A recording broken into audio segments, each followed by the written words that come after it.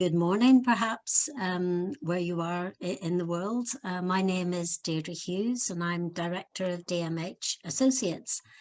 It gives me great pleasure to welcome today our guest speakers, Dr. Anthony Mann, a Senior Policy Analyst from the Oecd, and Chris Percy, an independent researcher and a Senior Associate here at DMH Associates.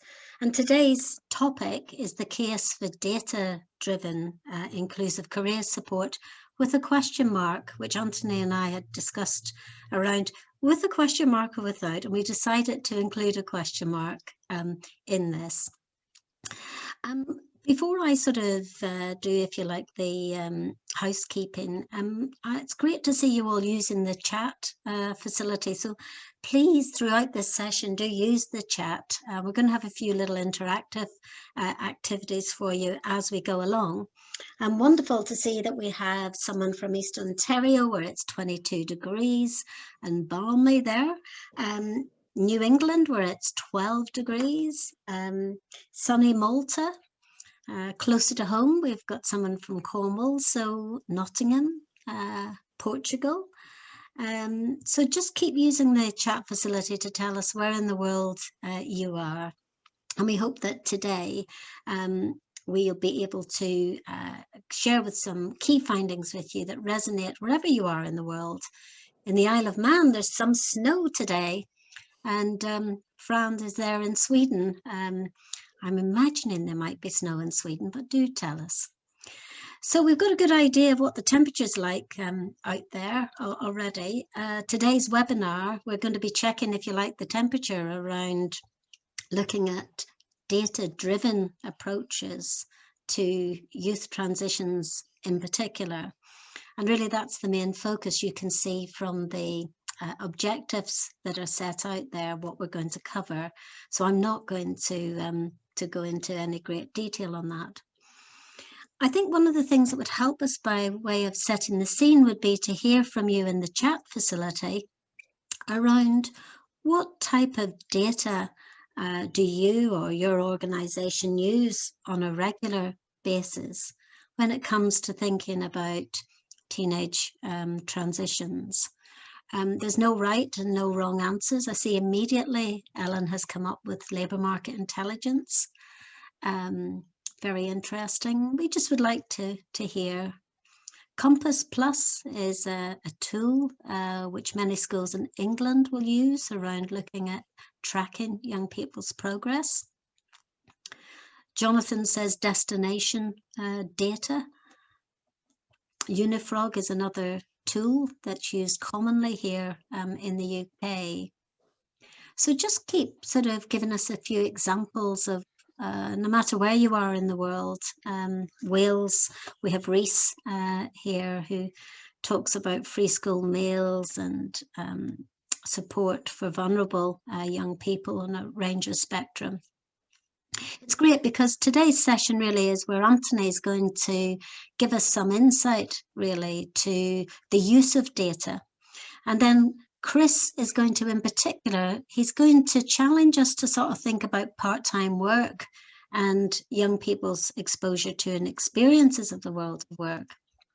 So let me begin now by just a very, very quick 2-minute poll. I'm going to ask Mark to put the poll up.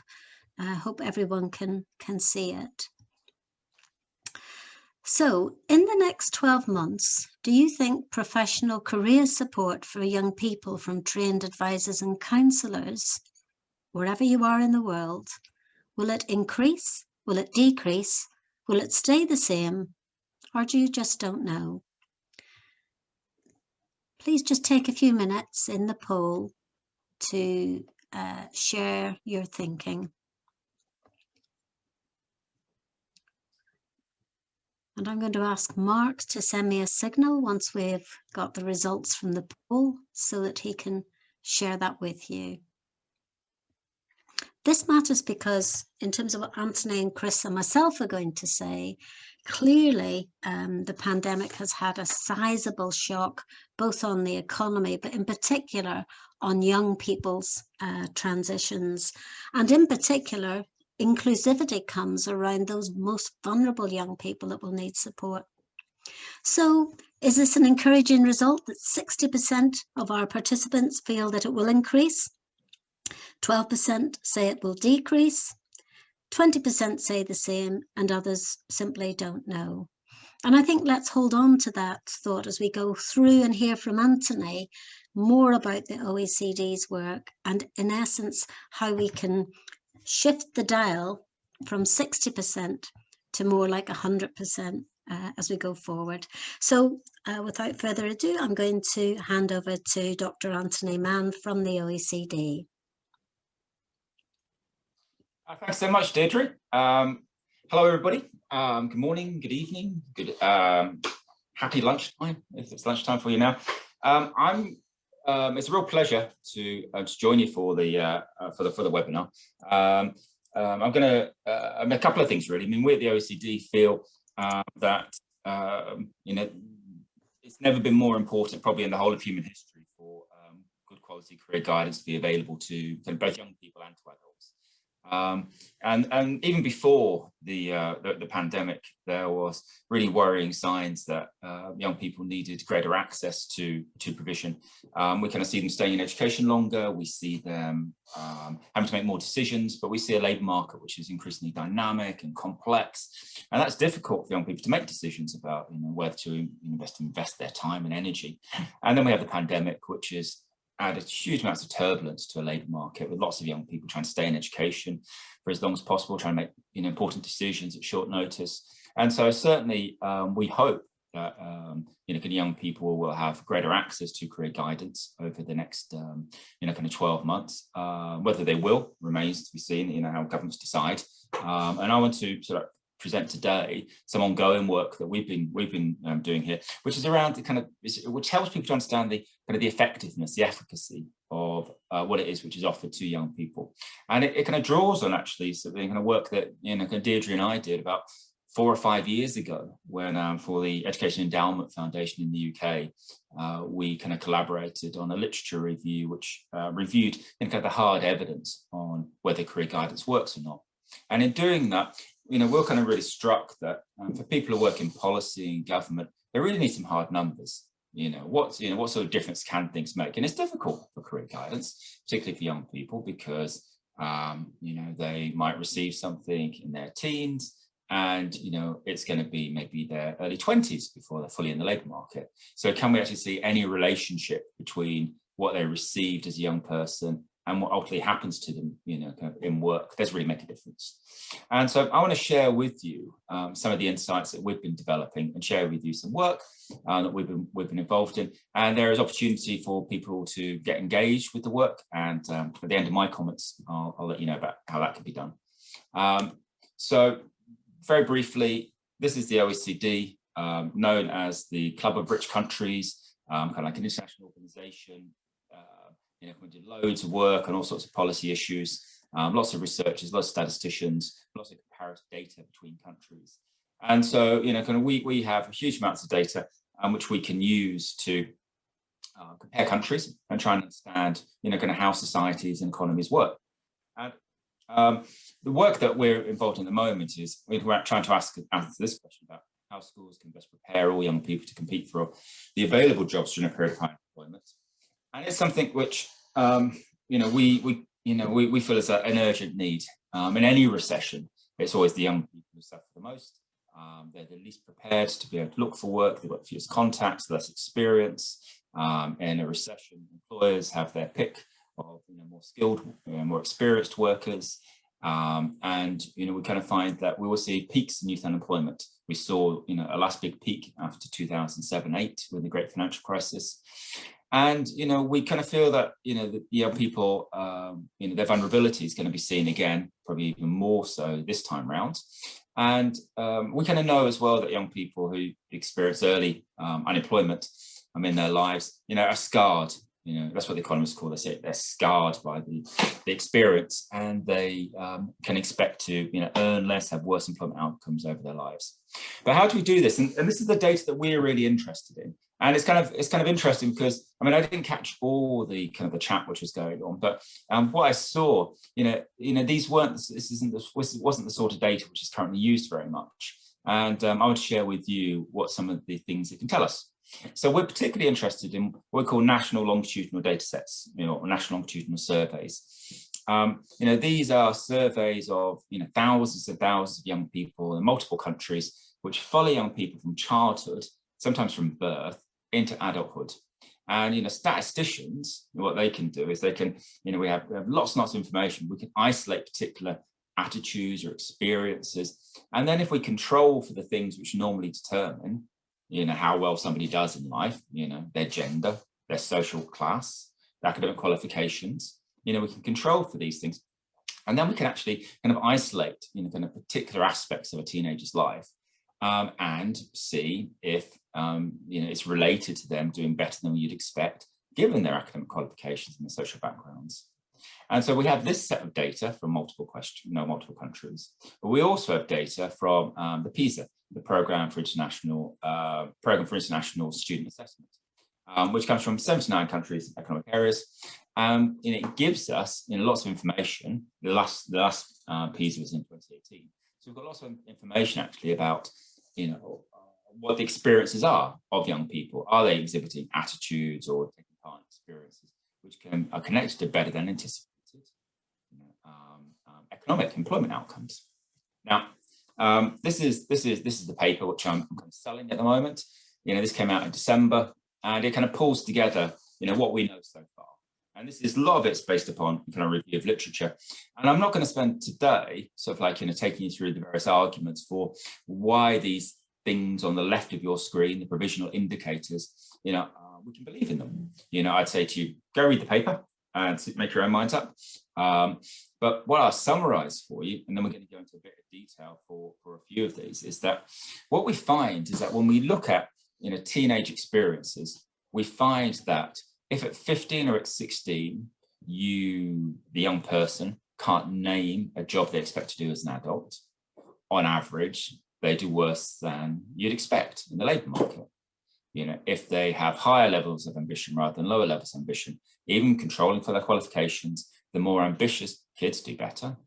Misalignment, that's when your occupational expectation, the job you plan to do, demands higher qualifications than your educational plan will allow. And so if a kid underestimates what they need to do educationally to meet their job goal, they do worse than you expect. But kind of moving on, we kind of also see positive relationships simply by having a conversation with an adult. The surveys vary. Sometimes that's about teachers, but sometimes it's adults in general. Sometimes it's not specified who the adult is. Kids who take part in occupation exploration, often short modules, vocational education within a general education program. Career development activities, we see connections there. And then in experiences, teenage employment, and Chris is going to talk about part-time employment and internships or work placements, volunteering. There are studies which draw stuff like these connections. If when you start putting them together, you start seeing a pattern. And what we think is happening in terms of what the data is telling us is that the young people who are more certain, more ambitious, more aligned, who are having conversations, who are exploring their futures, who are taking opportunity or have the opportunity to actually experience workplaces, they're gaining a greater sense of agency. They're gaining access to information and support which is useful to them, which allows them to navigate their way better through the labour market. And these are indicators that that they're not confused, that they're not innocent, or they're not sort of like unexperienced. And so that's kind of the background. And this kind of structures work which we're going to be doing at OECD over the rest of this year. Now, we're particularly interested in PISA because that's where we've got loads of data from. PISA, 600,000 students representative of their of children of that age in their country. We have lots of information about young people, and I'm going to share some of it with you now. Let me take up uncertainty.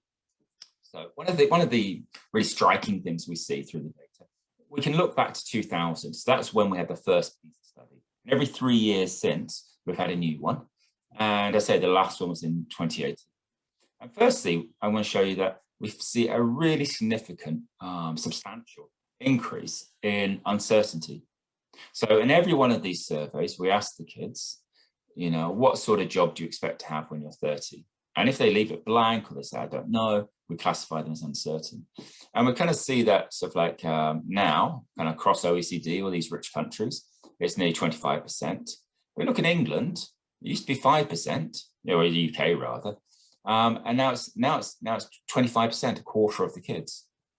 Now, when I was talking about this earlier, I said generally it's associated, and what we find is that most of the studies which we find, kind of find that uncertain kids do worse later on than you'd expect, given them, their backgrounds.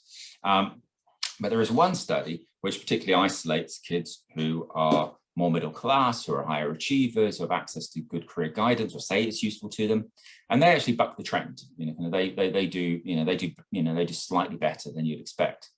And so if we look at the breakdown of who is uncertain, we can see here that an awful lot of the kids who are uncertain are here are kind of low performers. These are the low performers on the PISA tests, which kind of gives us some very useful data, reliable data from other studies show.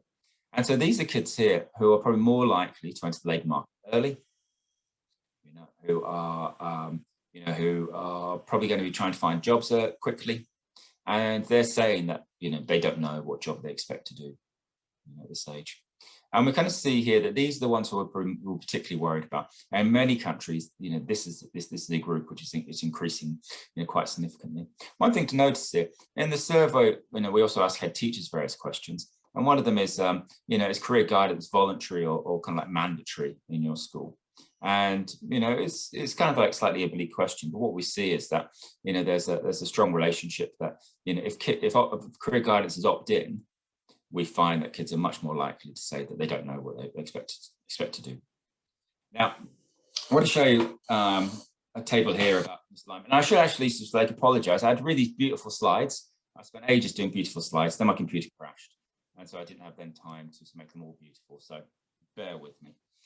So misalignment. So this is when you underestimate the education needed to achieve your career goal. Now I could, kind of show you kind of various studies which, which will say that there's a relationship with earnings, a relationship with unemployment.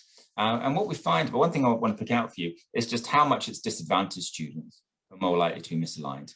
So here is it, United Kingdom. This is the one in, is that green? A bit colorblind. I think that's green. Anyway, so our disadvantage, over a third of them, have a career aspiration, underestimate the education they need to be able to achieve it, compared to about 10% of the advantaged students. And so data is telling us something here that, these kids are confused, and they're confused in a way that matters, because, it's an association which is, which is worrying for them. And if we can, carrying on, if we look here, this is access to career guidance. And, kind of our career guidance, in terms of particular activities is under researched, but we kind of know that, certainly in terms of internships and things like job fairs or career talks, we have very strong connections with better outcomes. But this is our relationship here between our disadvantaged students. This is data for the UK, and our advantaged students. And what we find is consistently, the more advantaged a 15-year-old is in the UK, the more likely it is that they have access to career guidance, or by the age of 15, they've had access to career guidance. And here we kind of see, there's a 9 percentage points difference between the two groups of interview job fair. And, this is kind of a cause for concern, because one of the things which, we find, and I think other finds as well, is that, kind of career guidance has a kind of like a key role to play in terms of qualities. That, young people from more advantaged backgrounds have more access to resources and information which is helpful to them, typically. And, so there's a great call on schools to ensure that, the playing field is level, that, they have, just as good access to information and support as they go through. And we find here that, kind of the inequalities which we see in society are actually being accentuated. Anthony, just if I can ask you a question here, Paul in the chat is saying that I guess that COVID may have significantly affected this data, you know, and he's saying, I expect uncertainty levels to be higher currently. Is that a fair assumption? What's your views on that? I mean, we don't know, but probably. I mean, it's a reasonable take. I mean, you know, and you know, sometimes, you know, if you're a high achiever, if you're planning to stay in education for as long as possible, you know, simply the decision to stay in education, you know, it tends to be a good one. But the point will be is that, you know, a lot of the studies we have, you know, sort of cover the period during the great financial crisis, where also we had a, you know, not so much turbulence, but still, you know, a very dynamic labour market. And we kind of saw there that, you know, again, sort of like, you know, kind of like uncertainty is a flag for us. And I think it remains important, even in, you know, maybe even more so now than, you know, than before the pandemic, in that, you know, at 15, you know, in the UK, a young person is often sort of, you know, typically sort of moving towards a position where they're going to specialise in their learning and narrow down their learning. And if they do that, you know, they can do that sort of like based upon, you know, kind of the subjects they feel they're good at, which often they do, you know, or they can do that with a view about where they want to end up in the labour market and the relationship between their education and their education experience now and an imagined future for themselves. And, you know, in the complete absence of a vision or an idea or a sense about where they might be, you know, kind of suggest to us that, you know, they've not been thinking about it very much, they've not been researching it, they've not been considering it in terms of trying to, you know, kind of make sense of their educational decisions. And these, you know, these are kind of like more than simply, you know, kind of what option am I going to do? It's like, you know, your day-to-day engagement and learning. And this is what I suppose this you know, this table here is set out to illustrate. And I, you know, by all means, let's come back, but I'll kind of just press on this one because it's kind of very relevant. And you know, this is kind of what data can tell us. We kind of ask young people, we give them a statement: trying hard at school will help me a good job. Do you agree or disagree? And kind of what we find is that, you know, the more that young people have engaged in career guidance activities, you know, the more likely it is, the greater the odds are that, you know, that they agree with statements like this, that they're seeing the extrinsic value of education. And, you know, here we kind of see particularly, you know, it's much higher for the OECD average than it is in the UK. But, you know, simply speaking to a career advisor, you know, there's an association. It means that sort of like, you know, 2 or 3 kids in a classroom are more likely to agree than they did before that trying hard at school will help them get a good job. I want to sort of like, you know, show the other ways, some of the other ways which the data is interesting for us. This is about career conversations. So we have this statement about, I've taught somebody about a job that I would like to do. Okay. And, you know, it's very simple. It could be a parent. It could be a teacher. It could be, you know, an employer. We don't know who it is. But one thing is really interesting. What we find is that, you know, that simply having a career conversation is significantly related. That means that we kind of think that it's related in itself rather than being a mask for something else. That, you know, the kids who have the conversation, this is the ones in red here, are much less likely to be misaligned in their thinking. You know, so they're the blue ones, haven't had the conversation. You know, the students have no clear idea. These are the uncertain ones, less likely to be uncertain. And it kind of shows them about the kind of the relationships between some of these, you know, kind of these indicators which we're seeing. Simply having a conversation, it's not going to guarantee that you get a job or anything like that, or it's going to be a good job, or it's going to be better than you'd expect, but it's an indicator that somebody is actively exploring. And what we find actually is that about, you know, 20 to 25% of kids don't, you know, haven't talked to anybody, or say they haven't talked to anybody about a job they'd like to do. And it's much more likely to be the disadvantaged, the low achievers, you know, kids who are going into the, you know, kind of the labour market early, you know, who are more likely to agree they haven't spoken to anyone. And here's something else I just wanted to show you, you know, think about what data can tell us. And here we've got some more sort of like, you know, significant relationships. One of the big questions which, you know, people grapple with is about how young people are going to cope with this new labour market. And in that, you know, one of the key things is about adaptability. You know, we expect, because of automation, you know, kind of jobs to change, new jobs to appear, you know, existing jobs to, you know, demand new things of people. You know, so can you be adaptable? And we have a series of questions in the PESA questionnaire about adaptability. This is one of them. I can deal with unusual situations. And here we see, here we see sort of like the relation, the responses of, kids who've done part-time working or volunteering or internships, or met a counsellor or advisor in school. And you might say, well, these gaps aren't very big. But, what we would say is that it's, that we're finding that, that if we isolate this as a particular aspect of a young person's life, that their part-time working compared to somebody who's very similar who didn't part-time work is, is much less likely, to have that sort of confidence in their adaptability. And, what we would see is, again, this is, this is an indicator that, by doing part-time work, by volunteering, by interning, that young people, are gaining benefits, which in this case might be adaptability, which help explain why, the studies which, the studies which the academic literature sort of presents show that all these things, part-time work, volunteering, internships, are associated with kids doing better than you'd expect. And so our question is kind of why, and what we can do with this data, how we can make sense of it. And as I say, kind of we kind of feel there's a theory of change behind all of this, and we're quite influenced by the theory of an Indian sociologist, Percy on the capacity to aspire, which suggests that kind of all young people have different access to information and resources, and so you see they're all behind the fence, but some kids need more support than others, but they all need help in being able to sort of get into the ground. I guess that's where the metaphor goes on. So the next steps, what we want to do is develop data-driven tools for career guidance. So you kind of think about those areas about, thinking about the future, exploring the future, experiencing the future. There is really, kind of solid evidence that these are things which we can associate with better outcomes. And then we're beginning to understand as well exactly why we can understand that. And so for us, it gives us some answers to sort of questions about how much is enough, who needs more, how do we make sure we're outcome focused, how do we know if the provision is actually working, So these are kind of like key questions for us.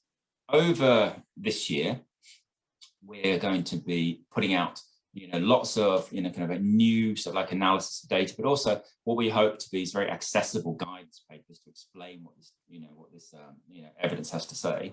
We'll put the first one out actually hopefully the week after next, and there's an opportunity for people want to sort of like get by. You can sign up. We have a stakeholder mailing list. Send me an email. I'll make sure you're on it. And we're also sort of like be looking for examples of practice, which we can help share across the OECD. And, we've got funding for 1 year's work. We're hoping it's going to be further work. But in doing so, we want to talk to people, in practice and policy about what would be most useful for them. So that's how you get involved. I will probably just pause there. Deirdre, did you want to pause and... Yeah, great. Thanks, Anthony. I think... I'll stop sharing right now and then... yeah, that's lovely. Because we want to introduce another poll just to get people thinking. But I've just been taking some notes as we go along. And it's so interesting, the comments around exposure to the world of work. Yelenia mentioned about soft skills, mentorship. Christian and Ellen and a few others, Anthony, were talking about access to apprenticeships and traineeships. And Steve was saying that austerity here in the UK has really affected career guidance support for young people. And another theme that's come up, which seems to be bubbling to the surface, is about unemployed parents and the parental influence on young people.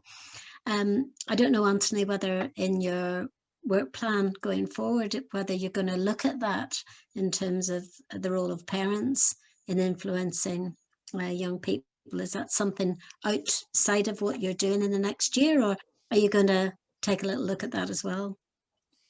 So what we're doing initially over the next few months is we're doing lots of new analysis of a wide range of data sets from lots of different countries, including England, hopefully Ireland, but also Korea, from China, from Germany, from Uruguay, from the United States, Canada. And what we're trying to really nail down is these relationships between, kind of teenage indicators of career readiness, and they actually do better later on. Can we prove it? Can we actually really evidence this? And then make sense of this? And in doing so, what we're able to, consistently demonstrate is that the more disadvantaged the background of a young person, kind of the greater challenges they face. And it kind of makes sense that, if your parents are managers who are involved in hiring, if they're, if they're, got a very broad sort of like, network, a social and economic network of people who can kind of help sort of like give a bit of a, kind of a boost to a kid, there are structural advantages compared to, parents who are more sort of disadvantaged, got less understanding of, how different aspects of the labour market works. And we do want to sort of like do, kind of really evidence this, but for us, it's more important to be really able to evidence really incontrovertibly what schools can do, kind of to democratize access to this information and support which young people benefit from and, demonstrably benefit from as they go into kind of the labour market. And we're not looking to prescribe, exactly how, how guidance is delivered, because, there's a world of expertise there, which is not us, not where we're coming from.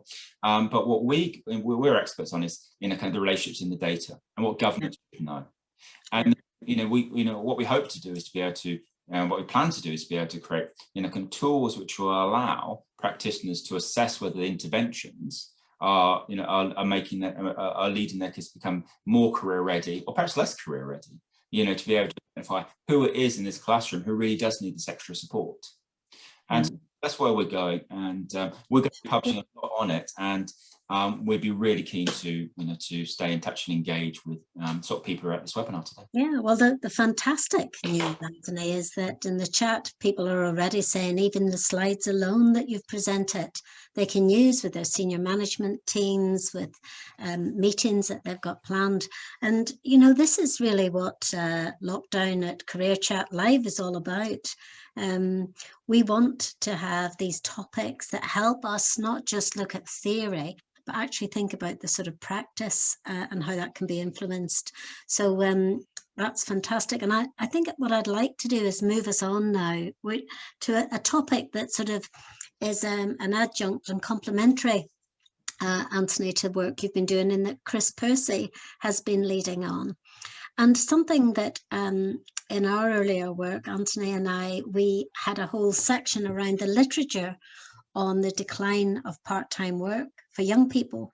So what we wanted to do in this sort of, if you like, part two, is to sort of get you thinking about some of the findings from OECD work, which Chris led on with Anthony, and hear some of the thoughts on that. So by way of, I'll let Chris introduce himself, but just to get you thinking, and as a group, in the next 12 months, do you think, wherever you are in the world, do you think that young people's access to part-time work will increase, decrease, or stay the same?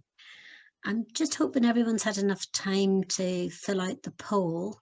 Mark will guide me if the poll is still open, but I can see here that it's interesting that 59% think that young people's access to part-time work will decrease. Now, I know that I'm a bit old and getting a bit decrepit. Well, not quite, but I'm on the journey towards it.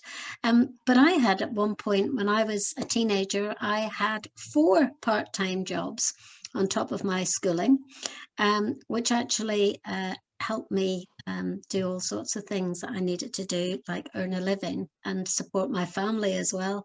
So interesting around this issue about access to part-time work. So over to Chris, just to introduce himself and to talk us through some of those issues to do with part-time work, temporary work, etc. Get us thinking, Chris, about what we need to do in the future in that regard. Thanks, Deirdre, and I'll bring up some slides in a moment. I mean, just before that, I had to smile because I saw that, I don't know if everyone saw it in the chat, but earlier on, one of the attendees, Claudia, she had to leave to go and deliver a personal guidance interview. Probably a one-to-one session with a school student or a college student.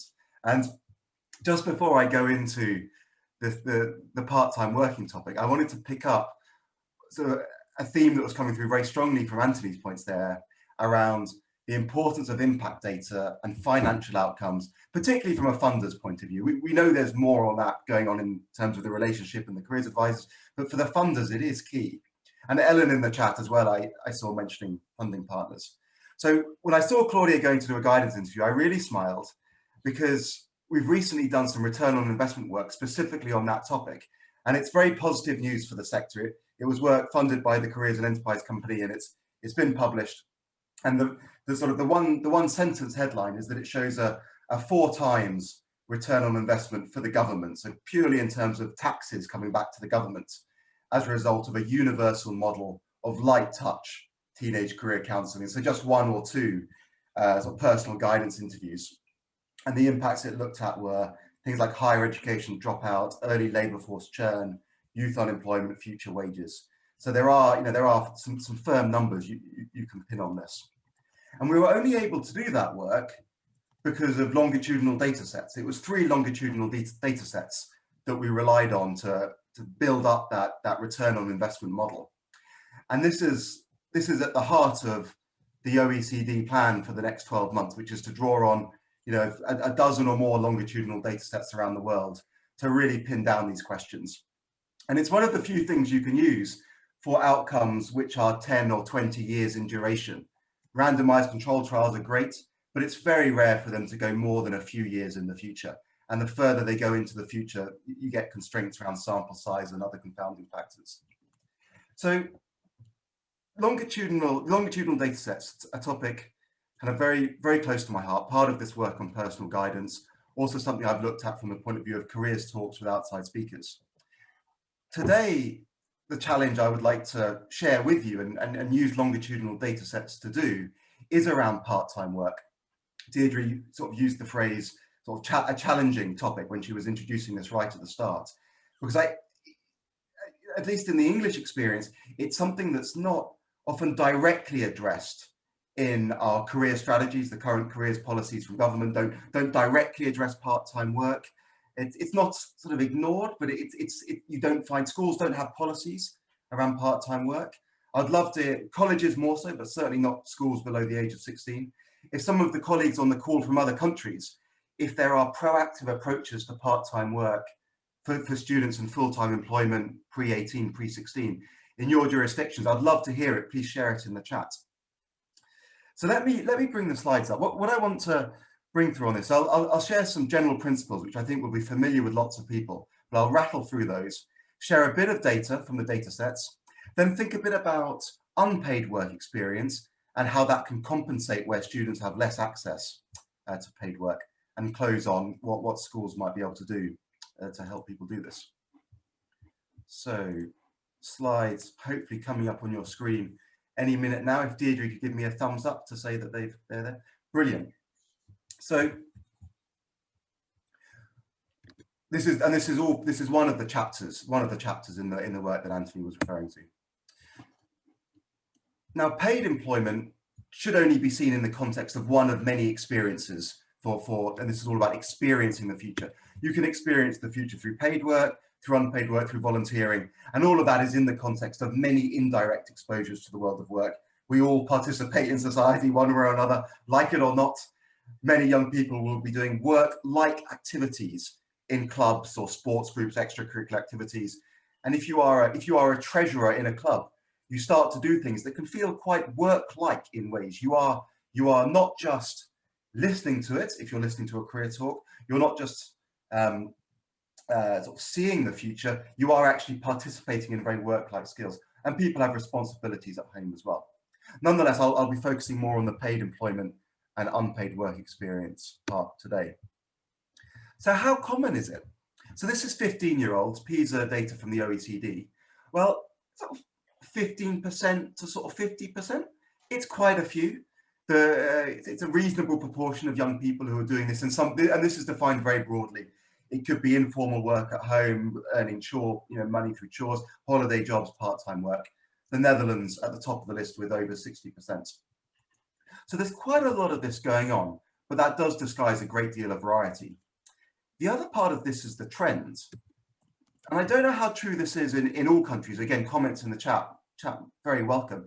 In the UK, we know it's been declining sort of gradually, but if you add it up, precipitously. It's only a little bit year on year, but you measure it over 20 or 30 years, and it's gone from being something that was widespread, maybe around half of young people were doing it in some form, to now if you look at people who are actually doing paid part-time employment. So I'm now not talking about sort of chores or informal work, which you might get paid for, babysitting and the like. Actual paid job was declining to 18% in 2014. I wouldn't be surprised if it's 15% or less by now. Lots of reasons for this.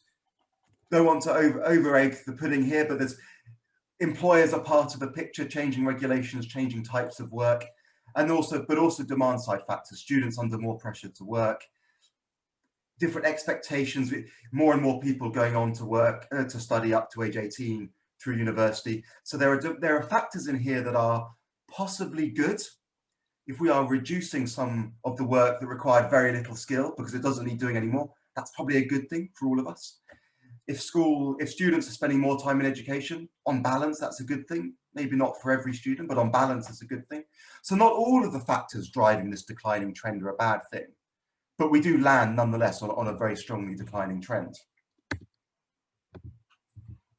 And if you look at that from a young person's point of view, kind of ignoring the structural changes in the workplace, which might, and journeys through the education system that might be positive, it's pretty complex.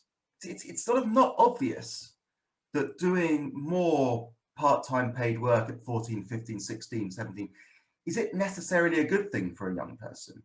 And Anthony listed it earlier on as one of the factors that does tend to be correlated with positive outcomes. And I'll present some of the evidence for that in a moment. But it's not obvious from theory alone.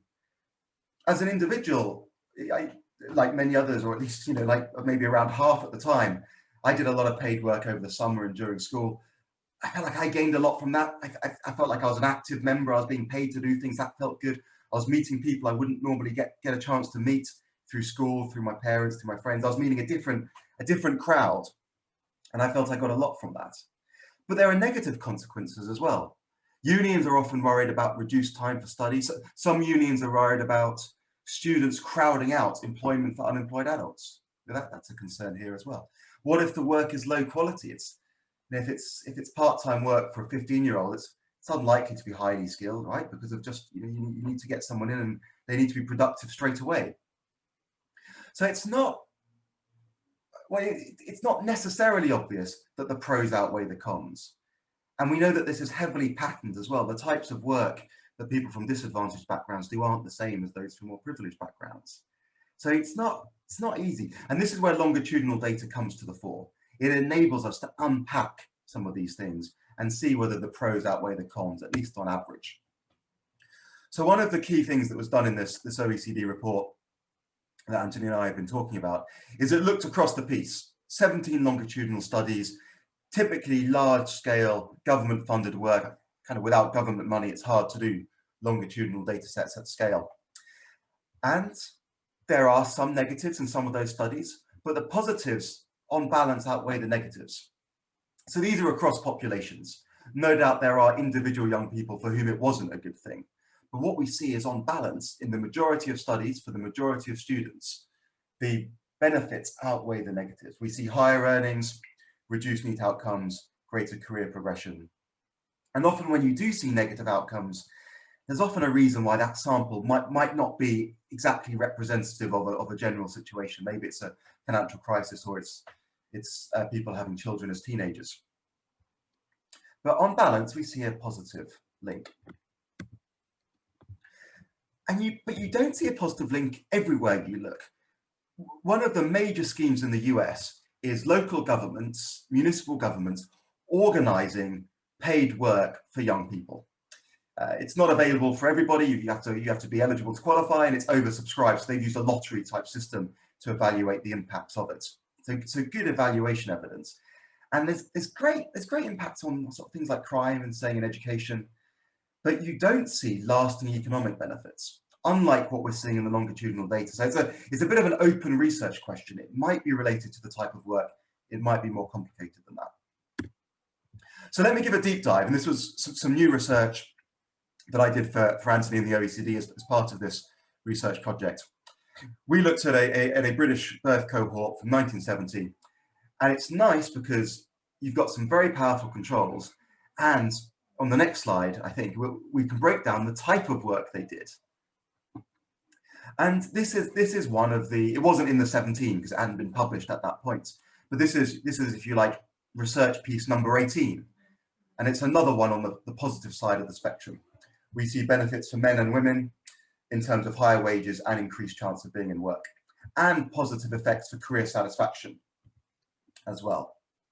If you allow, we mentioned earlier on that one of the risks of part-time work might be that for some students, they leave education earlier or they have less time for their studies. If you allow for that effect, we still see positive consequences on this particular cohort.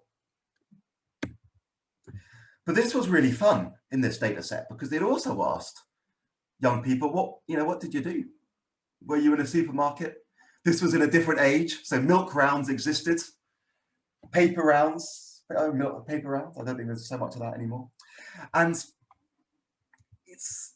I don't know what maybe there are ideas in the chat. I don't know what the structural insights are, but the direct insights are that shops was useful.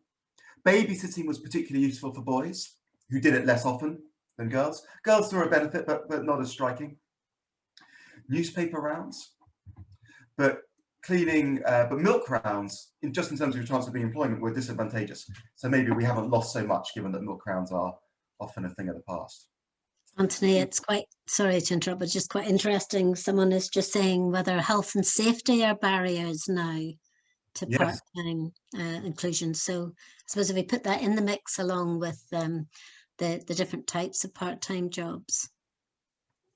I think that's right. I think that's when you talk to employers, it is a factor. So interesting things here about different types of work.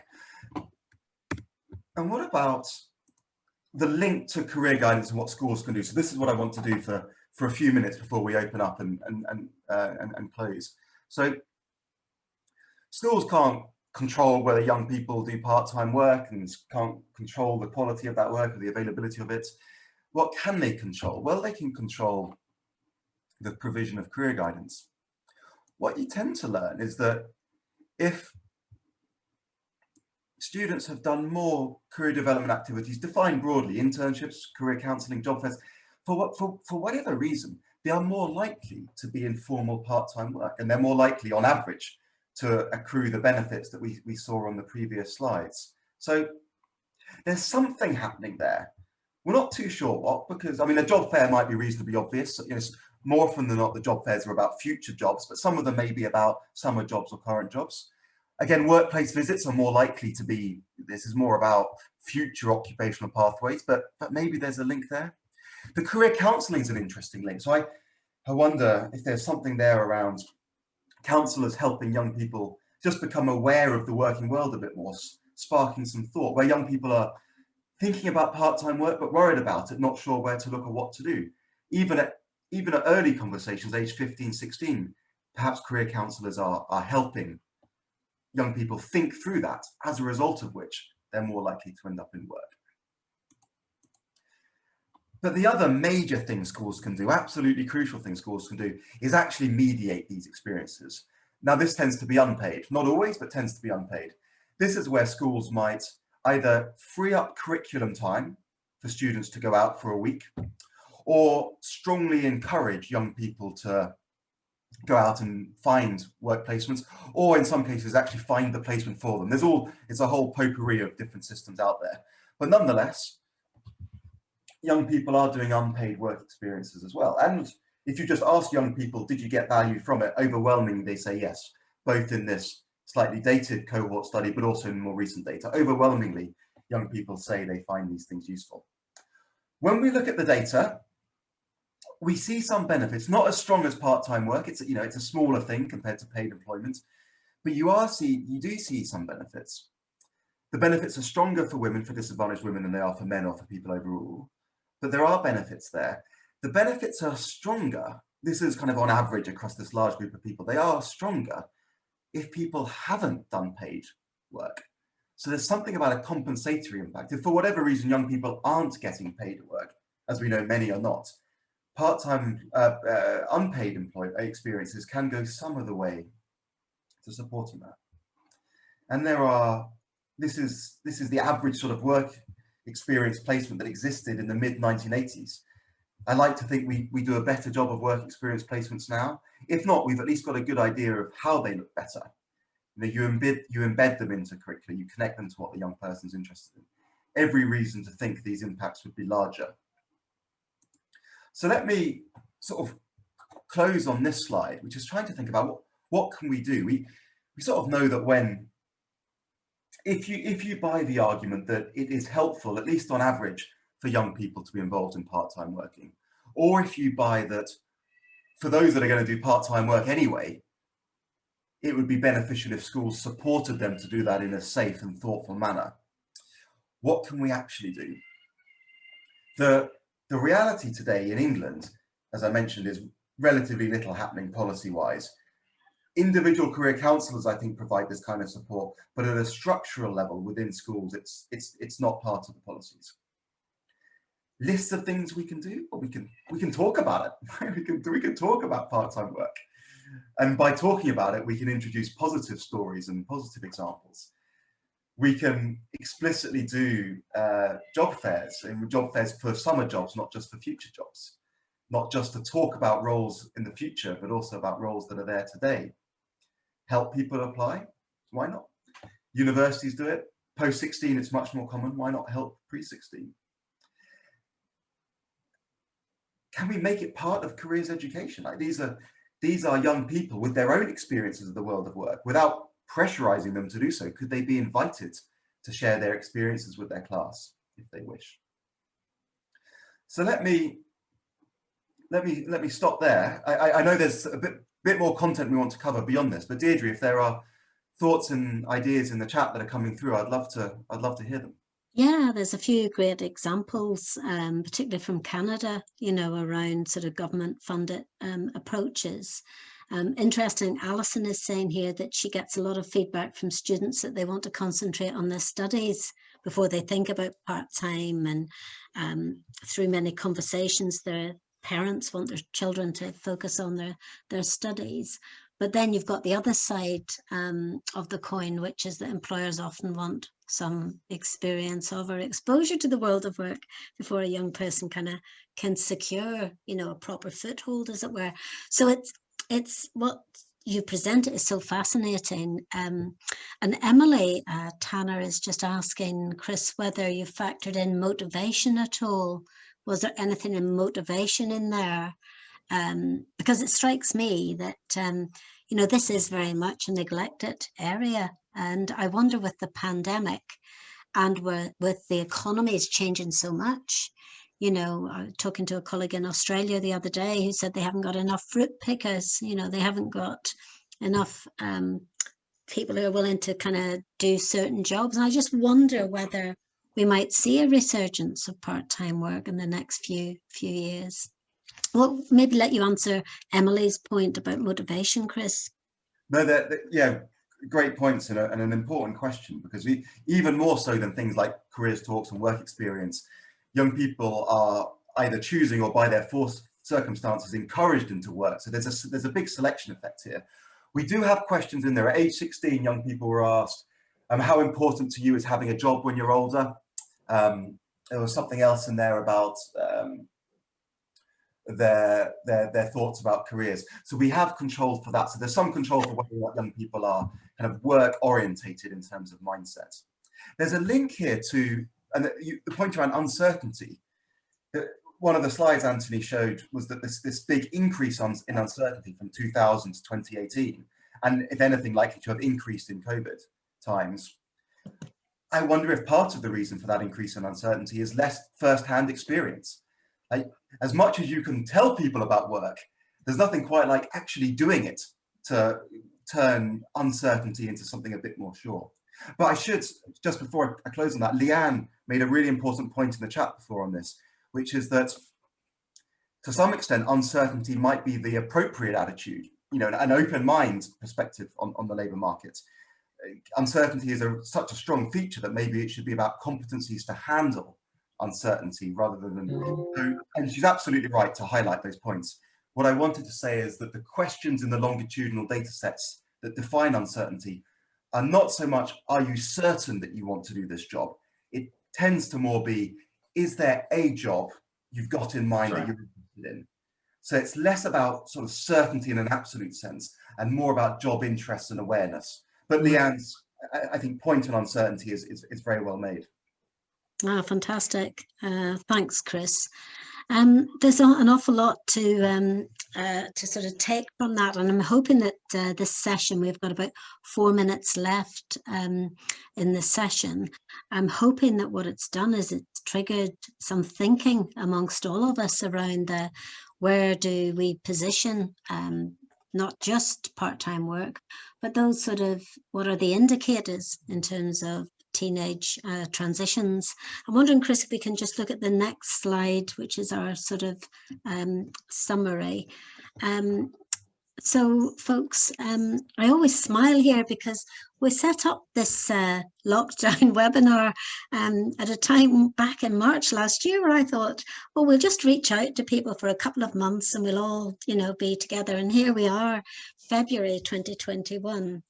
And I just wanted to share with you just some, if you like, from a DMH Associates, just some quick news headlines. Like everything we're doing this year with people like Chris, with Anthony, and indeed others, is about recovery. It's about transitions and it's about growth.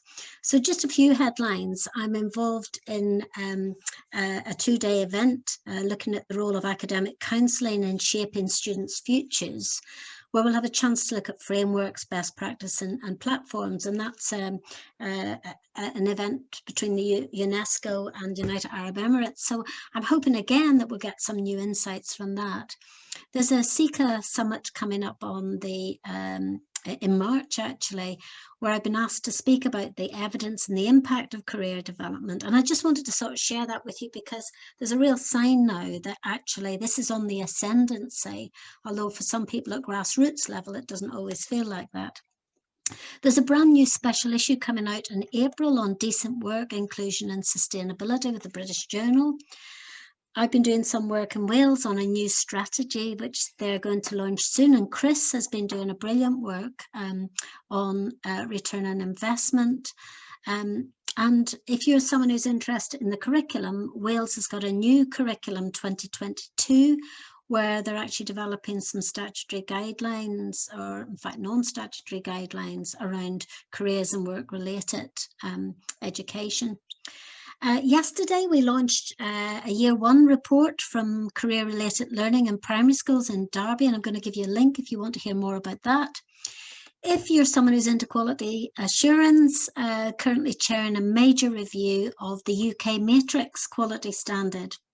And again, really keen to hear from people who are interested in that topic of quality assurance going forward. We're involved in career support for young people in terms of evaluation. And I want to just quickly, if we move on to the next slide, really just to share with you all something which Chris and I are very actively involved in, which is the development of a career chatbot for adults. It's something that we've been involved in over the last year.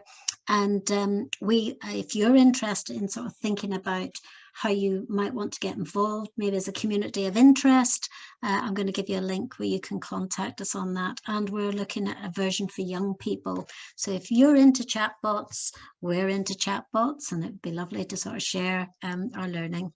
And next slide, Chris, which is our final one. Just want to say thank you so much, everyone. Next month, we're going to have a webinar session where we're joined by colleagues from Turkey who've been actually doing fantastic work around looking at how to create more inclusive societies, particularly looking at refugees and migrants, and some really exciting initiatives there. So it's called The Role of Career Guidance, Building More Inclusive and Resilient Societies. I won't read out all the names, but just to say that these are leading experts who have been looking at community development and looking particularly at marginalised groups. The Career Chat website, we've got a new demo. There's the link to it. If you want to be part of that community of interest, do drop us a line. If you haven't already registered for our newsletter, please do so. And I'm going to finish just by saying thank you so much to Chris. Thank you to Anthony. It's great to be working with you both, and there'll be lots more that we'll have to say in 2021. And most importantly, to each and every one of you as participants, thank you so much for making the time to join us.